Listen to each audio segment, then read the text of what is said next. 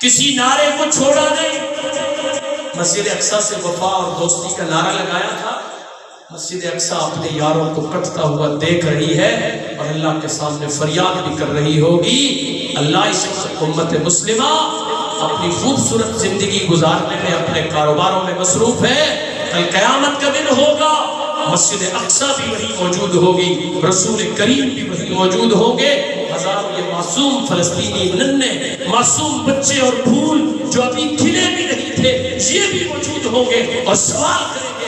پاکستانیوں سے بھی کریں گے. پوری دنیا میں 1.5 ارب آبادی مسلمانوں کی امت مسلمہ کی، ان سے بھی کریں گے. اور پوری دنیا میں مسلم امتوں کا کردار نبھانے والے لوگوں سے بھی کریں گے، قرآن پڑھنے والوں سے بھی کریں گے.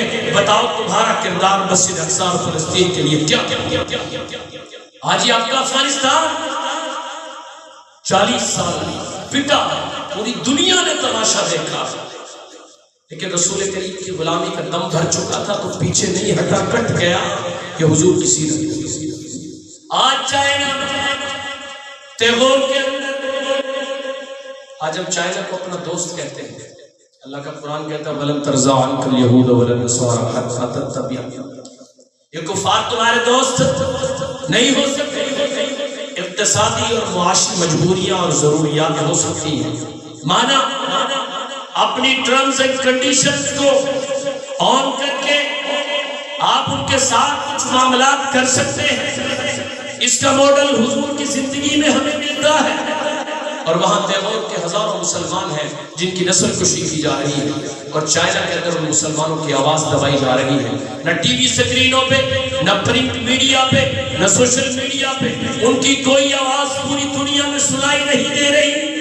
غلامی کی زندگی گزار رہے ہیں، لیکن حضور سے دوستی کا رشتہ، حضور کی غلامی کا دم بھر چکے ہیں، کٹ سکتے ہیں، پیچھے نہیں ہٹ سکتے. یہ تیغور کے مسلمانوں کا حضور کے دامن کو اس قدر قوت بازو کے ساتھ پکڑ لینا، اپنے ایمان کا سودا نہ کرنا، یہ حضور کی سیرت. افغانستان کے مرنے والے مسلمان حضور کی سیرت کا پہلو، اور برما میں لٹتی ہوئی لاشیں اور برما کے ٹکڑے ہوتے ہوئے مسلمان، اور دریاؤں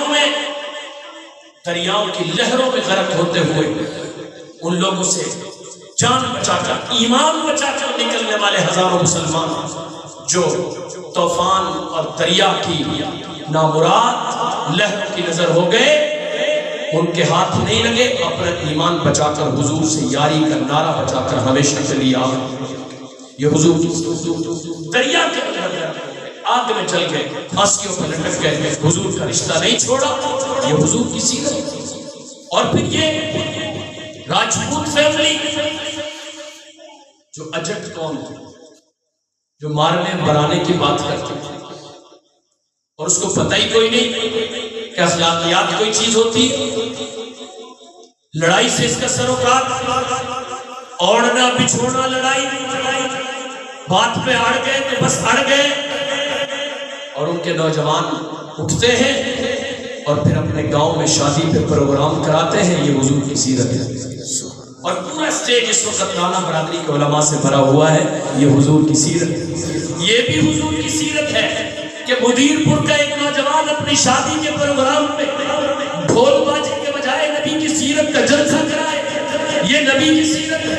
اور پورے بالا سے اٹھ کر ایک نوجوان اللہ کے راستے میں نکلے اور اس قدر اپنی جوتیاں توڑ دے، بھوکے اور فاقے گزار کر، فاقہ کشیاں کر کے پوری دنیا کے اندر امن اور اسلام کا پیغام پہنچانے کی خاطر اکیلا ہو جائے، کرے تنہا اپنا سفر شروع کر کے 1.5 ارب مسلمانوں کی آبادی 156 اسلامی ممالک کے اندر اپنی جماعتوں کی تشکیل کر کے ہمیشہ کے لیے امر ہو جائے، جسے راجپوتوں کا بیٹا عبد الوہاب کہتے ہیں.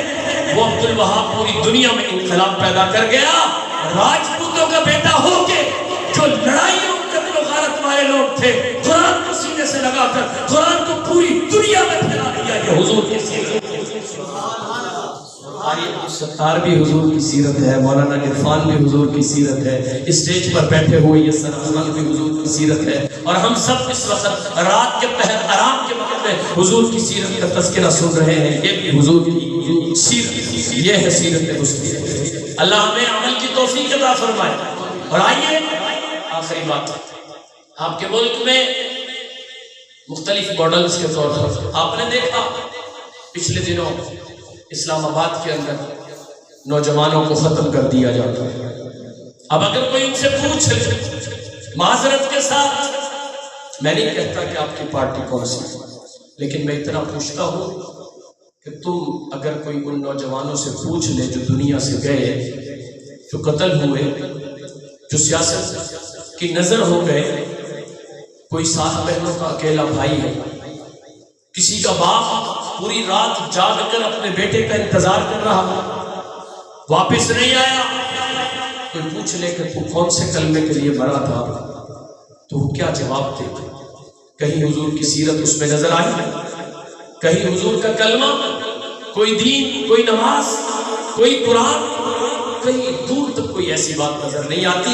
حضور کا پہلو، حضور کی سیرت کا جہاں پہلو اخلاق ہے، حضور کی سیرت کا پہلو جہاں تعلیم ہے، حضور کی سیرت کا پہلو جہاں نماز ہے، حضور کی سیرت کا پہلو جہاں جو ہے جہاد ہے، حضور کی سیرت کا پہلو جہاں تبلیغ ہے، وہاں علماء کی صحبت بھی ہے۔ اگر علماء سے دوری اختیار کرو گے تو یہی حالات ہو۔ آج ملک کے نقشے کو بدلنے کی کوشش ہو رہی ہے، کبھی ختم نبوت کے نام پر ڈاکہ، کبھی مدارس کی رجسٹریشن پر ڈاکہ، کبھی علماء پہ پابند و سراسر کرنے کے مسائل، کبھی 4th شیڈول کے مسائل، کبھی مدرسوں کی آمدن کے اوپر ریفائنری سٹور لگانے کے مسائل، کبھی بینک بیلنس چیک کرنے کے بہانے آپ کے مدرسے